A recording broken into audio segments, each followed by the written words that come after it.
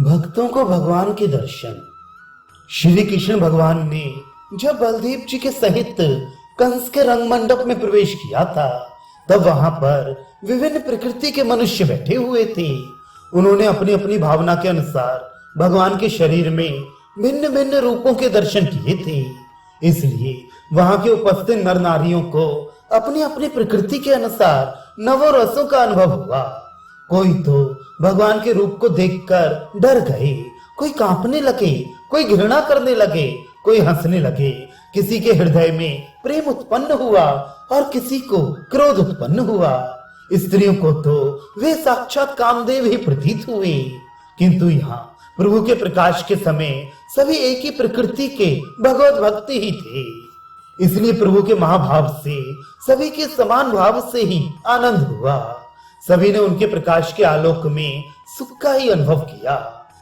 सभी ने उनमें भगवत्ता के ही दर्शन किए, किंतु सबके इष्ट भिन्न भिन्न होने के कारण एक ही भगवान उन्हें विभिन्न भाव से दिखाई दिए। सभी ने प्रभु के शरीर में अपने अपने इष्ट देव का ही स्वरूप देखा। सबसे पहले बातों ही बातों में प्रभु ने श्रीवास पंडित के ऊपर कृपा की। आपने श्रीवास पंडित को संबोधित करते हुए कहा, श्रीवास, तुम हमारे परम कृपा पात्र हो।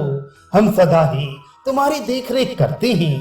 तुम्हें वे घटना याद है जब देवानंद पंडित के यहाँ तुम बहुत से अन्य शिष्यों के सहित श्रीमद् भागवत का पाठ सुन रहे थे। पाठ सुनते सुनते तुम बीच में ही भावावेश में आकर मूर्छित हो गए थे। उस समय तुम्हारे भावावेश को ना तो पंडित जी ही समझ सके थे और ना उनके शिष्य ही। शिष्य तुम्हें कंधों पर लाद कर तुम्हारे घर पहुंचा गए थे। उस समय मैंने ही तुम्हें होश में किया था। मैंने ही तुम्हारी मूर्छा भंग की थी। प्रभु के मुख से अपनी इस गुप्त घटना को सुनकर श्रीवास पंडित को परम आश्चर्य हुआ। उन्होंने ये घटना किसी के सम्मुख प्रकट नहीं की थी।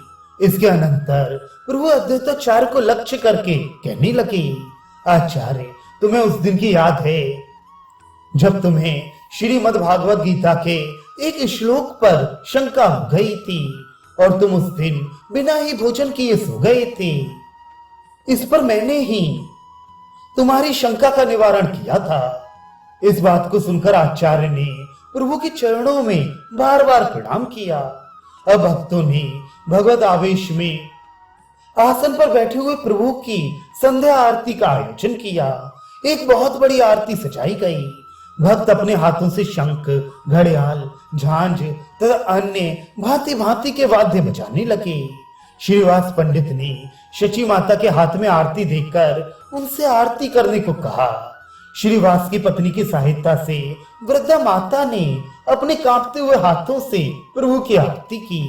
उस समय सभी भक्त आनंद में उन्मत्त होकर वाद्य बजा रहे थे।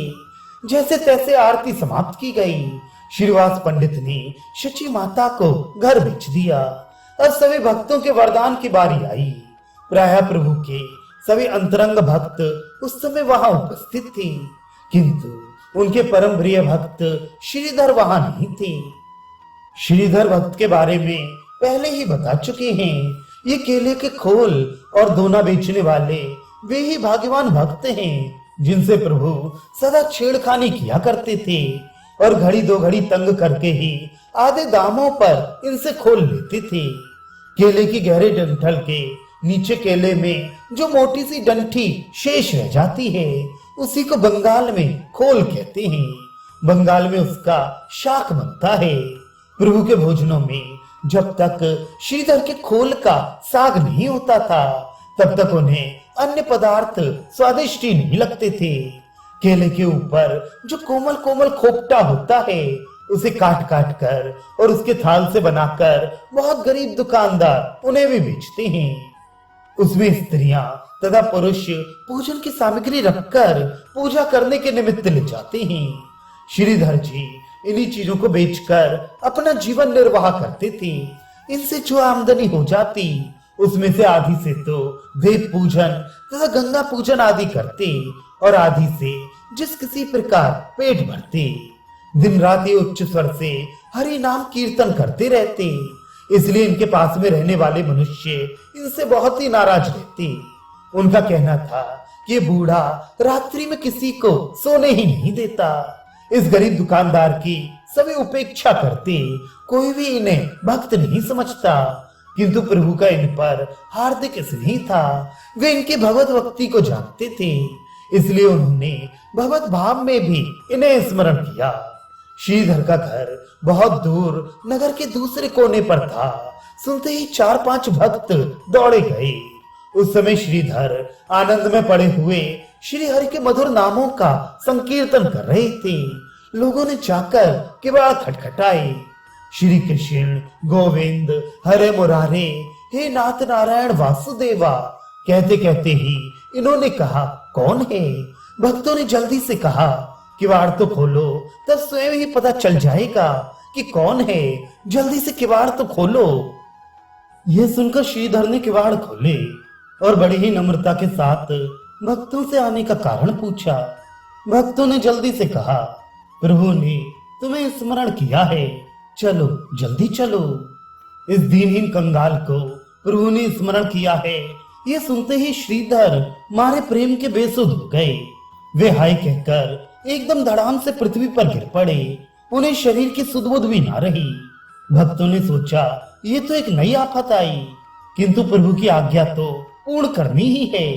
भक्तों ने मूर्छित श्रीधर को कंधों पर उठा लिया और उसी दशा में उन्हें प्रभु के पास लाए। श्रीधर अभी तक अचैतन्य दशा में ही थे। प्रभु ने अपने कोमल कर कमलों से उनका स्पर्श किया। प्रभु का स्पर्श पाते ही श्रीधर चैतन्य हो गए। श्रीधर को चैतन्य देखकर प्रभु उनसे कहने लगे, श्रीधर तुम हमारे रूप के दर्शन करो, तुम्हारी इतने दिनों की मनोकामना पूर्ण हुई। श्रीधर ने रोते रोते प्रभु के तेजोमय रूप के दर्शन किए। फिर प्रभु ने उन्हें स्तुति करने की आज्ञा दी। श्रीधर हाथ जोड़े हुए गदगद कंठ से कहने लगे, मैं दीनहीन पतित लोक बहिष्कृत अधम पुरुष भला प्रभु की क्या स्तुति कर सकता हूँ। प्रभु मैं बड़ा ही अपराधी हूँ। आपकी यथार्थ महिमा को न समझकर मैं सदा आपसे झगड़ा ही करता रहा। आप मुझे बार बार समझाते, किंतु माया के चक्कर में पड़ा हुआ मैं अज्ञानी आपके गुण रहस्य को ठीक ठीक ना समझ सका। आज आपके यथार्थ रूप के दर्शन से मेरा अज्ञान अंधकार दूर हुआ। अब मैं प्रभु के सम्मुख अपने समस्त अपराधों की क्षमा चाहता हूँ। प्रभु ने गदगद कंठ से कहा, श्रीधर हम तुम्हारे ऊपर बहुत संतुष्ट हैं। तुम अब हमसे अपनी इच्छा अनुसार वर मांगो। रिद्धि सिद्धि धन दौलत प्रभुता जिसकी तुम्हें इच्छा हो वही मांग लो। बोलो क्या चाहते हो। हाथ जोड़े हुए अत्यंत दीन भाव से गदगद कंठ स्वर में श्रीधर ने कहा, प्रभु मैंने क्या नहीं पा लिया। संसार मेरी उपेक्षा करता है। मेरे पूछने पर भी कंगाल समझकर लोग मेरी बात की अवहेलना कर देते हैं। ऐसे तुच्छ कंगाल को आपने अनुग्रह करके बुलाया और आपने देव दुर्लभ दर्शन देकर मुझे कृतार्थ किया। अब मुझे और चाहिए ही क्या। रिद्धि सिद्धि को लेकर मैं करूंगा ही क्या। वह भी तो एक प्रकार की बड़ी माया ही है। प्रभु ने आग्रह पूर्वक कहा, नहीं कुछ तो वरदान मांगो ही।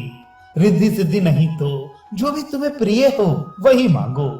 श्रीधर ने उसी दीनता के स्वर में कहा, यदि प्रभु कुछ देना ही चाहते हैं तो यही वरदान दीजिए कि जो ब्राह्मण कुमार हमसे सदा खोल खरीदते समय झगड़ा करते रहते थे वे सदा हमारे हृदय में विराजमान रहे।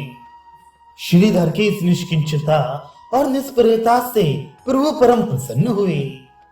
श्रीधर भगवान के मुरली मनोहर रूप के उपासक थे। वे भगवान के श्री कृष्ण गोविंद हरे मुरारे, हे नाथ नारायण वासुदेवा इन मधुर नामों का सदा संकीर्तन करते रहते थे। इसलिए उन्हें प्रभु ने श्री कृष्ण रूप के दर्शन कराए। प्रभु के श्री विग्रह में अपने ईश देव के दर्शन करके श्रीधर कृतार्थ हुए। वे मूर्छित होकर गिर पड़े और भक्तों ने एक और लिटा दिया। अब मुरारी गुप्त की बारी आई। मुरारी परम धार्मिक तथा विशुद्ध वैष्णव तो थे, किंतु उन्हें तर्क वितर्क और शास्त्रार्थ करने का कुछ व्यसन सा था। प्रभु ने उन्हें संबोधित करते हुए कहा, मुरारी, तुम्हारे भक्त होने में यही एक अपूर्णता है। तुम शुष्क वाद विवाद करना त्याग दो, अध्यात्म शास्त्रों में भक्ति ग्रंथों को ही प्रधानता दो। मुरारी गुप्त ने कहा, मैं वाद विवाद और तर्क वितर्क और कहाँ करता हूँ, केवल विद्वानों के समीप कुछ प्रसंग चलने पर कह देता हूँ। प्रभु ने कहा, अद्वैताचार्य के साथ तुम तर्क वितर्क नहीं किया करते? क्या उनसे तुम अद्वैत वेदांत की बातें नहीं बगारा करते? इस पर अद्वैताचार्य ने प्रभु से पूछा, प्रभु, क्या अद्वैत वेदांत की बातें करना बुरा काम है? प्रभु ने कुछ मुस्कुराते हुए कहा, बुरा काम कौन बताता है, बहुत अच्छा है। किंतु जिन्होंने भक्ति पथ का अनुसरण किया है, उन्हें इस प्रकार की सिद्धियों और प्रक्रियाओं के चक्कर में पड़ने का प्रयोजन ही क्या है? प्रभु की ऐसी आज्ञा सुनकर मुरारी चुप हो गए। इस पर प्रभु ने कहा, मुरारी, तुम्हें ब्रह्म की सिद्धि के लिए प्रक्रियाओं की शरण लेने की क्या आवश्यकता है? तुम्हारे भगवान तो जन्म सिद्ध हैं। तुम तो प्रभु के जन्म जन्मांतरों के भक्त हो। हनुमान के समान तुम्हारा भाव और विग्रह है। तुम साक्षात हनुमान ही हो। अपने रूप का तो स्मरण करो। मुरारी राम भक्त थे। प्रभु के स्मरण दिलाने पर वे अपने इष्ट देव का ध्यान करने लगे। उन्हें ऐसा भान हुआ कि मैं साक्षात हनुमान ही हूँ और अपने इष्ट देव के चरणों में बैठा हुआ उनकी पूजा कर रहा हूँ। उन्होंने ऊपर की ओर आंख उठाकर प्रभु की ओर देखा। उन्हें प्रभु का रूप अपने इष्ट देव सीताराम के ही रूप में दिखाई देने लगा। अपने इष्ट देव को प्रभु के श्री विग्रह रूप में देखकर मुरारी गदगद कंठ से स्तुति करने लगे और बार बार भूमि पर लौटकर साष्टांग प्रणाम करने लगे। प्रभु के वरदान मांगने की आज्ञा पर हाथ जोड़े हुए मुरारी ने अविचल श्री राम भक्ति की ही प्रार्थना की, जिसे प्रभु ने उनके मस्तक पर अपने पाद पद्म रखकर प्रेम पूर्वक प्रदान की। इसके अनंतर एक एक करके सभी भक्तों की बारी आई। अद्वैत, श्रीवास, वासुदेव सभी ने प्रभु से अहेतुकी भक्ति की ही प्रार्थना की। हरिदास अपने को बहुत ही दीनहीन, कंगाल और अधम समझती थी। उन्हें प्रभु के सम्मुख होने में संकोच होता था, इसलिए वे सबसे दूर भक्तों के पीछे छिपे हुए बैठे थे। प्रभु ने गंभीर भाव से कहा, हरदास, हरदास कहाँ है? उसे हमारे सामने लाओ। सभी भक्त चारों ओर हरदास जी को खोजने लगे। हरदास जी सबसे पीछे सिकड़े हुए बैठे थे। भक्तों ने उन्हें प्रभु के सम्मुख होने को कहा, किंतु वे तो प्रेम में बेसुध थे। भक्तों ने उन्हें उठाकर प्रभु के सम्मुख किया। हरदास को सम्मुख देखकर प्रभु उनसे कहने लगे, हरदास, तुम अपने को नीच मत समझो, तुम सर्वश्रेष्ठ हो। मेरी तुम्हारी एक ही जात है। जो तुम्हारा स्मरण ध्यान करते हैं वे मानो मेरी ही पूजा करते हैं। मैं सदा ही तुम्हारे साथ रहता हूँ। तुम्हारी पीठ पर जब भेद पड़ रहे थे तब भी मैं तुम्हारे साथ ही था। वे भेद तो मेरी ही पीठ पर पड़ रहे थे। देख लो, मेरी पीठ पर अभी तक निशान बने हुए हैं। सभी भक्तों के कष्टों को मैं अपने ऊपर ही झेलता हूँ। इसलिए भारी से भारी कष्ट पड़ने पर भी भक्त दुखी नहीं होते। कारण कि जो लोग भक्तों को कष्ट देते हैं वे मानो मुझे ही कष्ट पहुंचाते हैं। इसलिए अब मैं दुष्टों का संहार ना करके उद्धार करूंगा। तुमने मुझसे दुष्टों के संहार की प्रार्थना नहीं की थी, किंतु उनकी बुद्धि शुद्धि और कल्याण की ही प्रार्थना की थी। इसलिए अब मैं अपने समधर नाम संकीर्तन द्वारा दुष्टों का उद्धार करूंगा। मेरे इस कार्य में जाति वर्ण या ऊंच नीच का विचार न रहेगा। मेरे नाम संकीर्तन से सभी पावन बन सकेंगे। अब तुम अपना अभीष्ट वर मुझसे मांगो। हाथ जोड़े हुए दीन भाव से हरिदास जी ने कहा, हे वर देने वालों में श्रेष्ठ, हे दयालो, हे प्रेम अवतार, यदि आपकी इच्छा मुझे वरदान देने की ही है तो मुझे यही वरदान दीजिए कि मैं सदा दीनहीन, कंगाल तथा निष्किंचन अमानी ही बना रहूं। मुझे प्रभु के दास होने के अतिरिक्त अन्य किसी भी प्रकार का अभिमान ना हो। मैं सदा वैष्णवों के पद धूल को अपने मस्तक का परम भूषण ही समझता रहूं। वैष्णवों के चरणों में मेरी सदा प्रीत बनी रहे, इसी वरदान की मैं प्रभु के निकट से याचना करता हूँ। इनकी इस प्रकार की वर याचना को सुनकर भक्त मंडली में चतुर्दिक से आनंद ध्वनि होने लगी।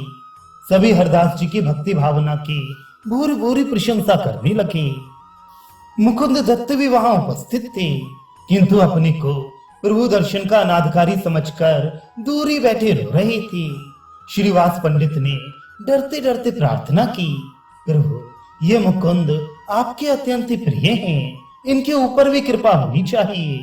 ये अपने को प्रभु के दर्शन तक का अधिकारी नहीं समझते।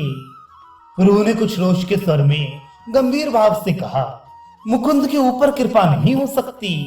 ये अपने को वैसे तो भक्त करके प्रसिद्ध करते हैं, किंतु बातें सदा तार्किकों से किया करते हैं।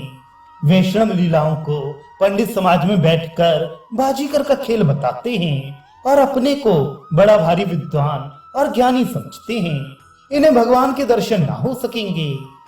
रोते रोते मुकुंद ने श्रीवास के द्वारा पूछवाया, हम कभी भी भागवत कृपा के क्या अधिकारी न बन सकेंगे? इनके कहने पर श्रीवास पंडित ने पूछा, प्रभु मुकुंद जिज्ञासा कर रहे हैं कि हम कभी भगवत कृपा के अधिकारी बन भी सकेंगे? प्रभु ने कुछ उपेक्षा भाव से उत्तर देते हुए कहा, हाँ, कोटि जन्मों के बाद अधिकारी बन सकते हो। इतना सुनते ही मुकुंद आनंद में विभोर होकर नृत्य करने लगे और प्रेम में पुलकित होकर गदगद कंठ से ये कहते हुए कि कभी होंगे तो सही, कभी होंगे तो सही, नृत्य करने लगे। वे स्वयं ही कहते जाते, कोटि जन्मों की क्या बात है, थोड़े ही काल में कोटि जन्म बीत जाएंगे। बहुत काल में भी बीते तो भी अंत में हमें प्रभु कृपा प्राप्त हो सकेगी। बस भगवत कृपा प्राप्त होनी चाहिए, फिर चाहे वे कभी भी प्राप्त क्यों ना हो। इनकी ऐसी आनंद दशा को देखकर सभी भक्तों को बड़ा ही आश्चर्य हुआ। वे इनकी ऐसी दृढ़ निष्ठा को देखकर अवाक रह गए। अंत में प्रभु ने इन्हें प्रेमालिंगन प्रदान करते हुए कहा, मुकुंद तुमने अपनी इस अविचल निष्ठा से मुझे खरीद लिया। सचमुच तुम परम वैष्णव हो। तुम्हारी ऐसी दृढ़ निष्ठा के कारण मेरी प्रसन्नता का ठिकाना नहीं रहा। तुम भगवत कृपा के सर्वश्रेष्ठ अधिकारी हो। तुमने ऐसी बात कहकर मेरे आनंद को और लक्षों गुणा बढ़ा दिया। मुकुंद तुम्हारे जैसा धैर्य, तुम्हारे जैसी उच्च निष्ठा साधारण लोगों में होनी अत्यंत ही कठिन है। तुम भगवत कृपा के अधिकारी बन गए। मेरे तेजोमय रूप के दर्शन करो। ये कहकर प्रभु ने उन्हें अपने तेजोमय रूप के दर्शन कराए और मुकुंद उस अलौकिक रूप के दर्शन से मूर्छित होकर पृथ्वी पर गिर पड़े। फिर सभी भक्तों ने अपनी अपनी भावना के अनुसार श्याम वर्ण, मुरली मनोहर, सीताराम, राधा कृष्ण, देवी देवता तथा अन्य भागवत रूपों के प्रभु के शरीर में दर्शन किए।